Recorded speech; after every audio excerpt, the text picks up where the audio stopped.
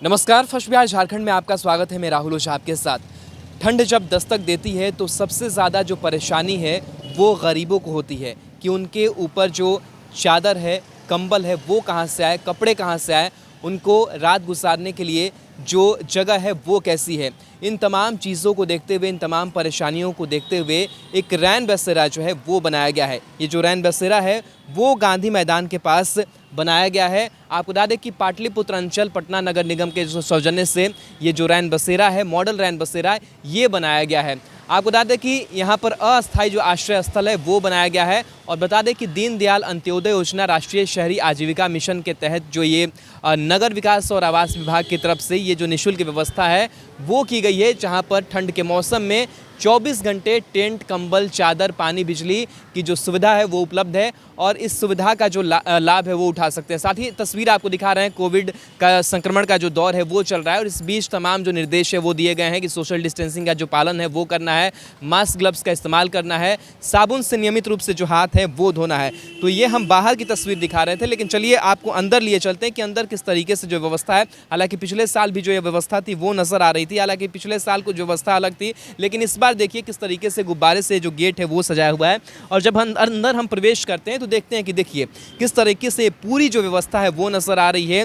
पीने का जो पानी है वो यहाँ पर लगाया गया है और यहाँ पर पानी की जो व्यवस्था है, जो रैन बसेरा में लोग ठहरेंगे उनके लिए पानी की जो व्यवस्था है वो है। साथ ही साथ जो डस्टबिन है वो नज़र आ रहा है, यानी कि साफ़ सफाई की भी जो बेहतर व्यवस्था है, जो कई ट्रंक है वो भी यहाँ पर नज़र आ रहे हैं। साथ ही साथ इस बेड की तस्वीर देखिए किस तरीके से जो बेड हैं वो लगाए गए हैं और इस बेड पर कह सकते हैं कि जो नंबरिंग है वो भी की गई है और उस बेड की जो पूरी तस्वीर है वो दिखा रहे हैं। अग्निशामक जो यंत्र है वो भी यहाँ पर मौजूद है कि कभी भी कोई इमरजेंसी हो तो उस वक्त में इसका इस्तेमाल किया जा सके। और देखिए पूरी जो व्यवस्था है वो नज़र आ रही है। यहाँ पर बेड लगे हैं, यहाँ पर चादर है, कंबल है, वो तमाम चीज़ें जो है वो नज़र आ रही है। और देखिए खास करके सोशल डिस्टेंसिंग का जो ख्याल है वो भी रखा हुआ यहाँ पर नज़र आ रहा है। काफ़ी दूर दूर तक जो बेड हैं वो लगाए गए हैं। करीब 2 दर्जन जो बेड है वो यहाँ पर लगाए गए हैं और इसके लिए जो पूरी व्यवस्था है वो नज़र आ रही है। देखिए ये 16 नंबर का जो बेड है वो नज़र आ रहा है। ठीक उसी तरीके से 17, 18 ऐसे करके जो पूरा बेड है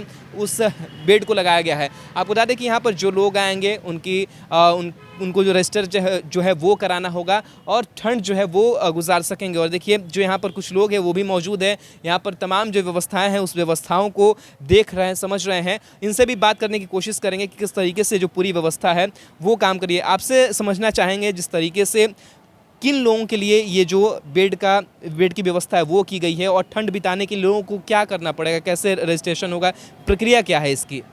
यहाँ पर हमारे पास रजिस्टर है। जो आएंगे यहाँ ठहरने के लिए उनका नाम एंट्री हो जाएगा और यहाँ रह सकते हैं, रात और दिन कभी भी रह सकते हैं। अच्छा, कितने दिनों के लिए रह सकते हैं? एक बार रजिस्टर आप करते हैं तो क्या एक रात गुजार सकते हैं या फिर वो जब तक चाहें जब तक रह सकते हैं, पूरा ठंड रह सकते हैं। पूरा ठंड रह सकते हैं? तो ये तो बेड मात्र 24 है और 24 बेड है, तो क्या लगता है कितना इंतज़ाम काफ़ी है या फिर उतना ही लोग आएंगे रहेंगे? ज़्यादा होगा तो और रन बसेरा बगल में है, बन रहा है, वहीं पर रह जाएंगे। अच्छा, कोरोना संक्रमण को लेकर किस तरीके से व्यवस्था जो है वो की गई है यहाँ पे? यहाँ पर सैनिटाइज प्रतिदिन सैनिटाइज होता है जी। यहाँ पर प्रतिदिन सैनिटाइज होता है। सोशल डिस्टेंसिंग का पालन किया हुआ है। हर एक बेड के अंतराल में 6 फीट का अंतर है।